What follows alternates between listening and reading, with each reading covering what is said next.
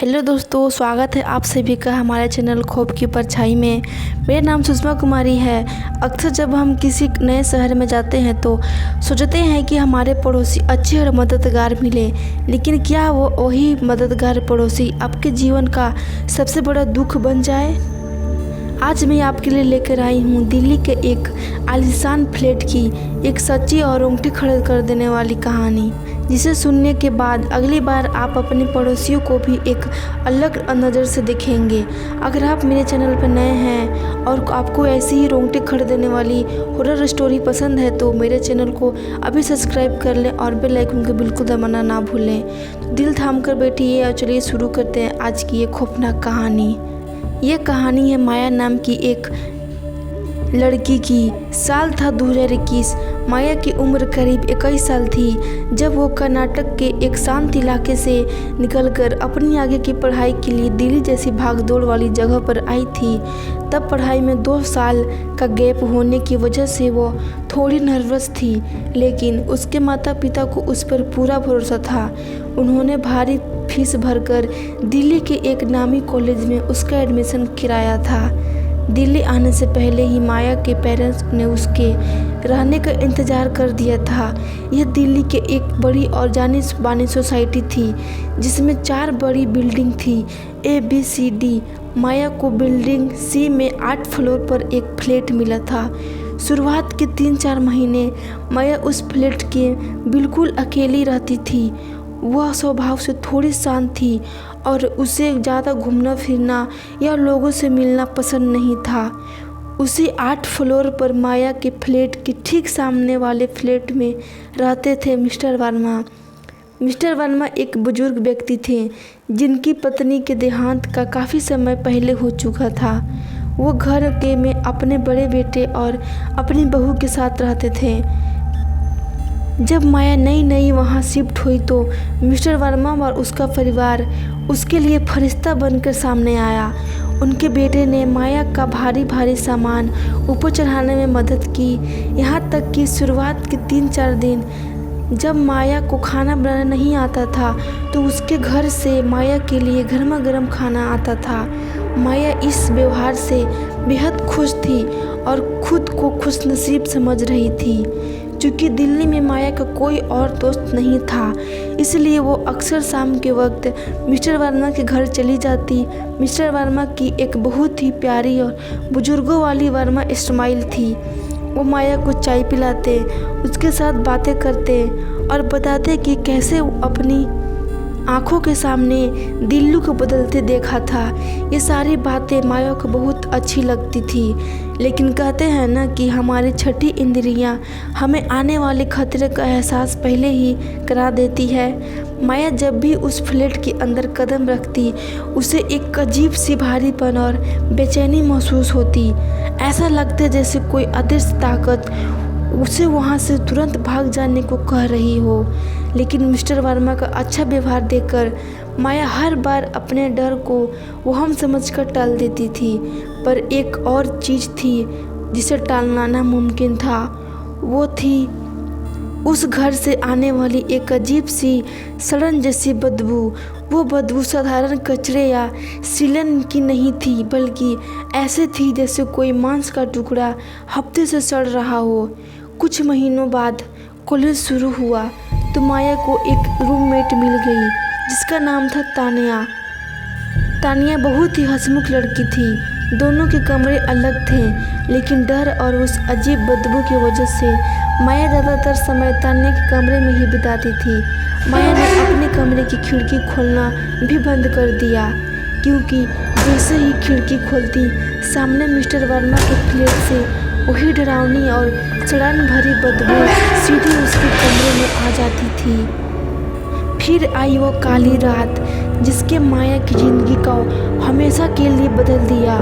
उस रात तानिया किसी काम से दिल्ली से बाहर गई थी और माया फ्लैट में बिल्कुल अकेली थी। बाहर मौसम बहुत ख़राब था, तेज़ हवाएं चल रही थी और मूसलाधार बारिश हो रही थी। रात के ठीक 3 बज रहे अचानक एक बेहद जोरदार आवाज़ से माया की नींद खुल गई। ठाई ऐसा लग रहा था जैसे किसी ने बहुत तेज भारी हथौड़े से दीवार पर वार किया हो। माया अभी संभल भी नहीं पाई थी कि ठीक उसी आवाज़ से तुरंत बाद किसी औरत के गले से निकलनी एक दर्दनाक और खौफनाक चीखें गूंज उठी। वो चीख इतनी दर्दनाक थी कि माया के रोंगटे खड़े हो गए। डर के से कांपते हुए माया अपने बिस्तर से उठी और दबे पांव अपनी खिड़की के पास गई। उसने धीरे से पर्दा हटाया। सामने मिस्टर वर्मा के फ्लैट की लाइट जल रही थी। माया यह देखने की कोशिश कर रही थी कि अंदर क्या चल रहा है, लेकिन तभी अचानक मिस्टर वर्मा खिड़की के पास आकर खड़े हो गए। उनकी आंखें पूरी तरह खुली हुई थी और वो सीधे माया की खिड़की की तरफ घूर रहे थे। उनकी उस बुजुर्ग और प्यारी मुस्कान की जहर चेहरे पर एक खौफनाक और हिंसक पागलपन था। वो बिना पलक झपकाए माया को देखते रहे और फिर अचानक उन्होंने कमरे की लाइट बंद कर दी। चारों तरफ फिर से अंधेरा छा गया। माया का दिल इतनी जोर से धड़क रहा था कि मानो छाती से बाहर आ जाएगा। उसे पूरा यकीन था कि वो चीख मिस्टर वर्मा की बहू की थी। उसे लगा कि शायद बहू की जान खतरे में है। अपनी जान की परवाह न करते हुए माया ने हिम्मत जुटाई और दौड़कर मिस्टर वर्मा के फ्लैट के बाहर पहुंची। उसने बेल बजाई, लेकिन अंदर से कोई आवाज़ नहीं आई। जब उसने दरवाजे को हाथ लगाया तो देखा कि दरवाज़ा पहले से ही तोड़ा हुआ था। दरवाज़ा पूरी तरह से खुला हुआ था। अंदर घना अंधेरा था। माया ने कांपती आवाज़ में वहाँ कहा, मिस्टर वर्मा अंकल, क्या सब ठीक है? मैं कुछ गिरने की आवाज़ें सुनी थी, लेकिन कोई जवाब नहीं आया। जैसे ही माया ने घर के अंदर कदम बढ़ाया, उसे महसूस हुआ कि फर्श पर कोई चीज़ बिखरी हुई थी जो बहुत चिपचिपा और अजीब थी। अंधेरे की वजह से उसे कुछ दिखाई नहीं दे रहा था। वो दीवार के सहारे धीरे धीरे आगे बढ़ी और उस कमरे के पास पहुंची जहां से हल्की रोशनी आ रही थी। उसने दरवाजे को थोड़ा सा धक्का दिया और अंदर जो देखा उसे देखकर माया के पैर तले जमीन खिसक गई। कमरे की बीचों बीच फर्श पर काले कपड़े से लिपटी हुई एक बड़ी सी गोल मोटोली रखी थी। उस पोटली के चारों तरफ दर्जन काली और लाल मोमबत्तियां जल रही थी और मिस्टर वर्मा अपने घुटनों के बल बैठकर आंखें बंद किए उस पोटली के सामने कोई अजीब सा मंत्र पढ़ रहे थे और माथा टेक रहे थे। वह दृश्य पूरी तरह से किसी डरावनी तांत्रिक क्रिया जैसा था। माया अभी इस खौफ से उभर भी नहीं पाई थी कि अचानक अंधेरे से निकलते मिस्टर वर्मा का बेटा उसके ठीक सामने आकर खड़ा हो गया। उसकी आंखें गुस्से से लाल थी। उसने बेहद भारी और डरावनी आवाज़ में कहा, तुम यहाँ क्या कर रही हो? तुम्हें अंदर किसने आने दिया? चले जाओ यहाँ से अभी कि अभी चली जाओ। माया पूरी तरह घबरा गई। उसने तुरंत माफ़ी मांगी और पीछे हटने लगी।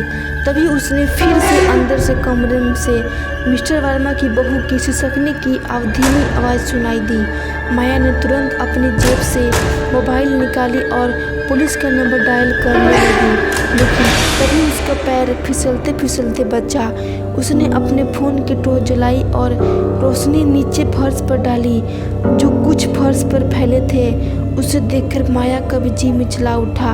पूरा फर्श पर हरे रंग का गाढ़ा और अजीब सा स्टाइल चिपचिपा पदार्थ फैला हुआ था, जिससे वही असहनीय सड़न बदबू आ रही थी। माया अब एक सेकेंड भी वहाँ नहीं रुक सकती। वो उल्टे पैर अपने फ्लैट की तरफ भागी। दरवाज़ा अंदर से लॉक किया और पुलिस को फ़ोन लगाया। माया ने रोते हुए पुलिस से सब कुछ बताया। हथौड़े की आवाज़ और औरत की चीख, तंत्रिक क्रिया और वो हर लिक्विड की, लेकिन पुलिस ने उसकी बात को गंभीरता से नहीं लिया। ऑपरेटर ने कहा, गेम रात के 3:30 बज रहे हैं। शायद आप कोई बुरा सपना देखी थी। हमें मिस्टर वर्मा की पूरी डिटेल दीजिए। माया के पास उनकी कोई प्रूफ डिटेल नहीं थी। आखिरकार पुलिस ने कहा, ठीक है, हम सब कुछ आकर चेक करेंगे, अभी आप सो जाइए। माया ने रात भर तानिया और अपने बाकी दोस्तों को फ़ोन लगाने की कोशिश की, लेकिन इतनी रात को किसी ने फ़ोन नहीं उठाया।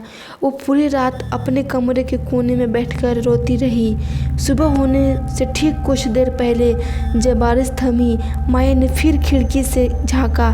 तभी अचानक मिस्टर वर्मा के फ्लैट की लाइट जली। उन्होंने खिड़की का पर्दा हटाया, माया की तरफ देखा और एक ठंडी डरावनी आवाज़ में बोला, बेटा सो जाओ, बहुत रात हो गई है।